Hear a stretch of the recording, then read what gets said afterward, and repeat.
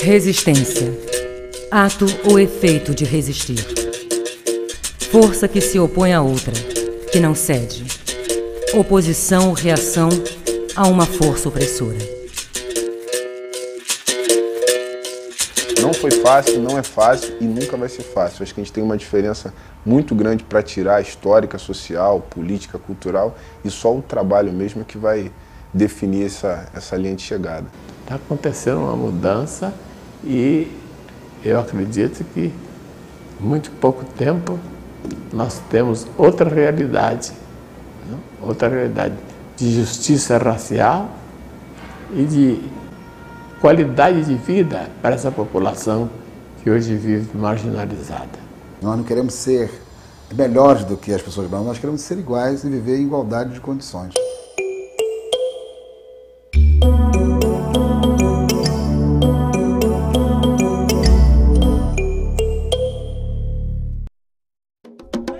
Mais de 10 mil manifestantes tomaram Brasília no dia 22 de novembro de 2005, data em que a revolta da Chibata comemorava 95 anos.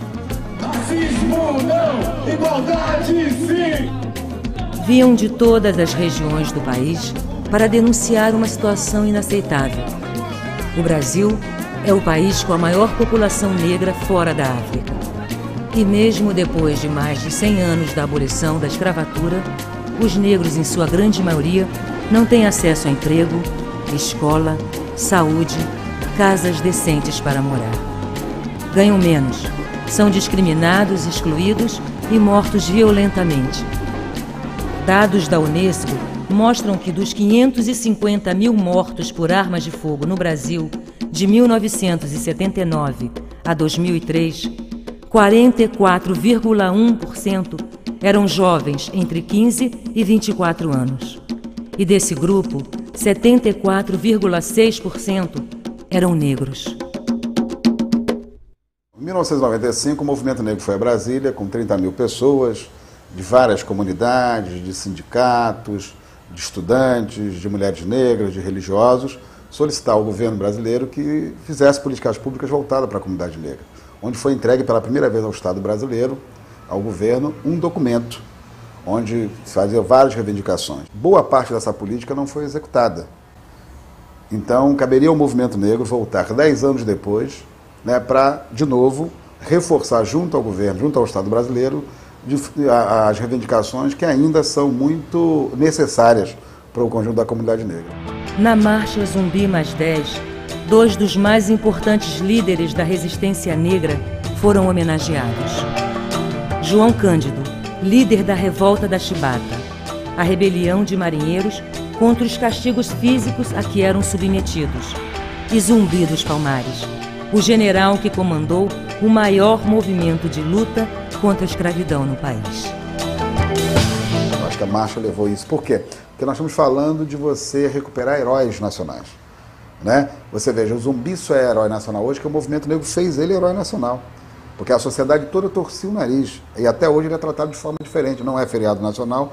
O Tiradentes só tem dois heróis nacionais, que é o Tiradentes e o Zumbi. São tratados de forma totalmente diferente. Um é herói nacional, a polícia militar vai lá e desfila, o outro não. Parece que ele é herói dos negros. Parece que ele não é herói da sociedade brasileira. O Quilombo dos Palmares, estado independente, governado por escravos fugidos na Serra da Barriga, atual estado de Alagoas, resistiu durante quase 100 anos, desafiando o exército colonial português. E só foi destruído em 1694, depois de muitas guerras e a mobilização de um grande exército comandado por bandeirantes paulistas. Eles construíram a primeira república nas Américas, que foi o Quilombo dos Palmares. E nós vemos que eles tiveram uma capacidade fabulosa, não somente de se reunir, mas também de se organizar para a guerra.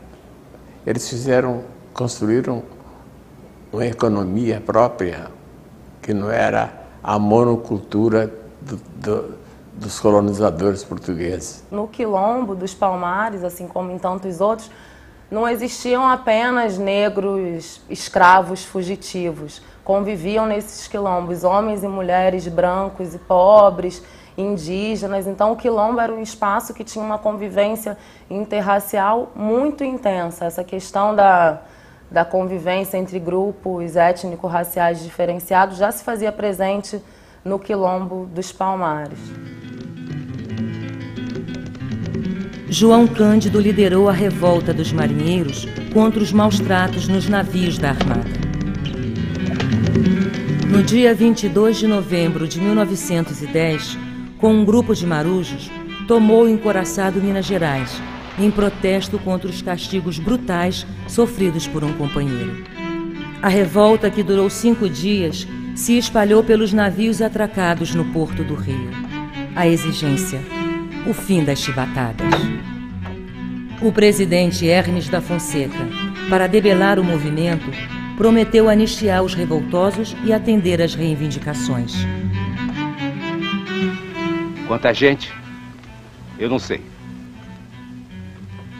Mas a chibata não volta. Isso eu tenho certeza. Mas os líderes foram expulsos da Marinha e presos. João Cândido e seus companheiros amargaram longos anos na prisão e alguns morreram no cárcere. A revolta da chibata foi a primeira reação que houve na República. O Estado brasileiro nunca, por pressão da própria Marinha, nunca reconheceu esse feito de João Cândido, que foi um feito para o conjunto do país. O João Cândido nunca foi anistiado. Então, lembrar, nesse momento onde o governo brasileiro sancionou a história dos afrodescendentes, a história da África no currículo escolar, nada melhor de lembrar essa injustiça que João Cândido sofre até os dias de hoje, não só ele, mas todos os seus familiares, todos os seus descendentes.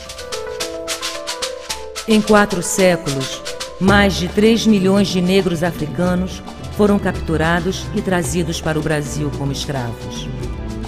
Vinham principalmente de 2 regiões da África: da região ocidental, onde eram embarcados no forte de São João Batista de Ajudá, no território do atual Benin, e no porto de Lagos, na atual Nigéria. Tinham como destino a cidade de Salvador. Na região sul, saíam do porto de Luanda, em Angola, com destino ao Rio de Janeiro, que distribuía os escravos para o resto do país.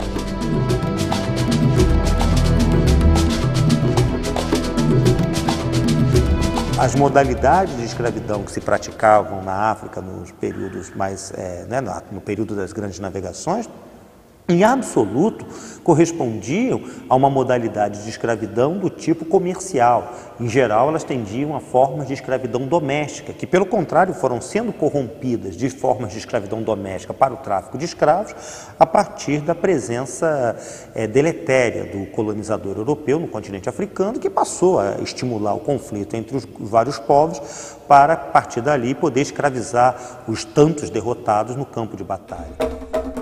O Brasil foi a última nação a extinguir o trabalho escravo em 1888. A luta pela abolição, pela liberdade, ela se dá desde quando o primeiro negro botou o pé aqui. A primeira coisa que tem que se observar é isso. Sempre houve resistência à escravidão, ou pelo banzo, pela doença na travessia, ou as mulheres que matavam seus filhos quando nasciam para não vê-los escravos, né? Ou rebeliões fortíssimas contra os escravos, existiram várias, que não foram noticiadas, mas existiram, ou os quilombos, que foi uma forma mais organizada de resistência.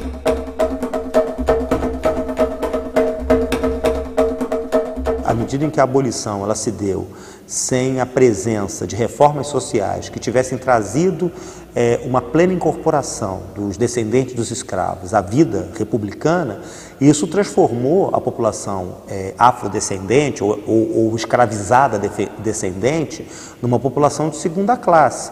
A elite brasileira, numa tentativa de impedir com que os ex-escravizados tivessem acesso aos direitos sociais, que naquele momento significaria repartir o poder econômico e político, desenvolveu um conjunto de ideologias que procurava mostrar a inferioridade inata dos negros.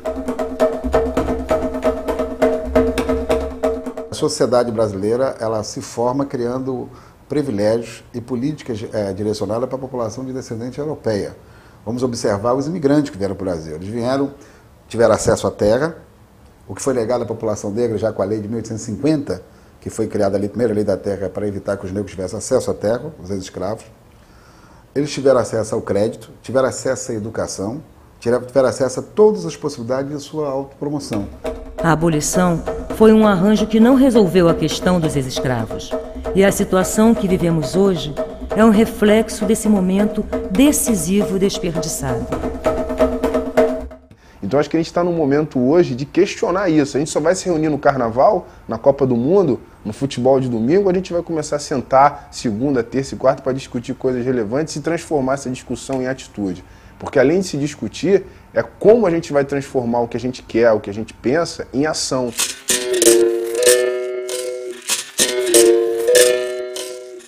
São muitas as formas de resistir. E manter os vínculos com a África, as suas raízes, os costumes, a música, a dança, significava para os escravos superar a opressão. O senhor poderia escravizá-lo, mas nunca impor um modelo cultural. Nossa indumentária, nossa culinária, nosso samba, o toque dos nossos atabaques, nosso chequeré, nosso ganzá, tudo isso, a capoeira, a ginga. Vem jogar capoeira, capoeira, vem jogar. O candomblé foi trazido pelos escravos de origem iorubá de uma região que hoje compreende a Nigéria e o Benin. Aqui restabeleceu elos perdidos, uniu diferentes etnias e conciliou antigos adversários. Não houve aquela, você é banto, você é queto, você é jeje, você é isso, você é tapa, você é alçar, vamos nos separar, não. Mas aquele que encontrava um centro de resistência, que era um quilombo, que era uma casa de candomblé, aquele não morria, ele tomava força, ele tinha força para lutar, porque ele ia encontrar a mesma linguagem dele. Que mais lutou e fez com que as religiões afro, a nossa religião, a nossa verdadeira religião fosse respeitada, foi as mulheres, foi as casas de candomblé eram mais comandadas por mulher. Qual era a função dela?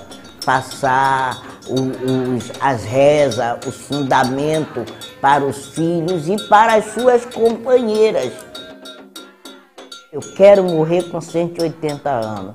Depois desses 180 anos, quando eu chegar lá no Orum, sair do Aê, da terra, e for para o Orum, que o Olorum disser, quer voltar? Eu digo, quero. Quer ser o que lá embaixo? Quero ser negra, quero ser do candomblé e quero brigar pelo meu povo. Ai, minha mãe, menininha do canto. O candomblé não foi a única expressão religiosa a servir de base para unir e mobilizar negros escravos contra a opressão do sistema. No início do século XIX, um grande grupo de escravos islâmicos, vítimas de uma guerra santa na região, que hoje compreende a Nigéria e o Benin, chegou à Bahia. Muito religiosos e disciplinados ficaram conhecidos como malês, termo que identificava os escravos muçulmanos. Esses escravos já traziam, não nos traziam no sentido de transportar, mas eles recriaram aqui no Brasil, de alguma maneira, o que eles já viviam na África. Então era um grupo extremamente organizado, era um grupo que detinha o letramento, eram pessoas que lidavam muito bem com a escrita, ao contrário de muitos senhores na época que eram analfabetos, isso era muito comum. Então tinha toda uma estrutura organizativa super avançada para aquela condição escrava. E isso foi possibilitando com que a revolta dos malês fosse delineada. Entre 1807 e 1835, os malês lideraram 6 revoltas que se destacaram pela organização e planos bem urdidos. A mais importante dessas rebeliões aconteceu em 1835 e ficou conhecida como a Revolta dos Malês. A revolta dos malês tinha toda uma lógica própria, no sentido de condições apropriadas para uma revolta, que era um domingo, que era o chamado Dia Santo, uma folga, que nem sempre era cumprida, né?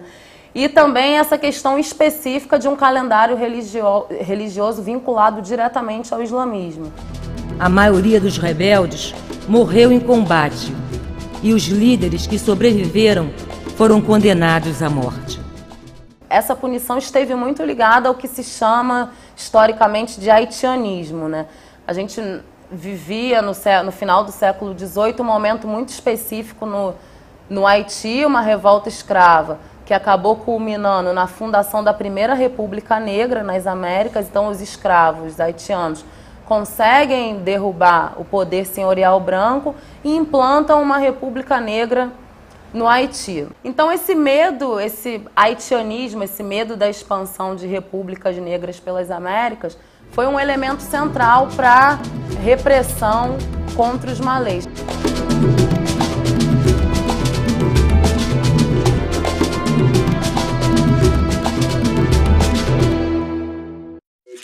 Resistência.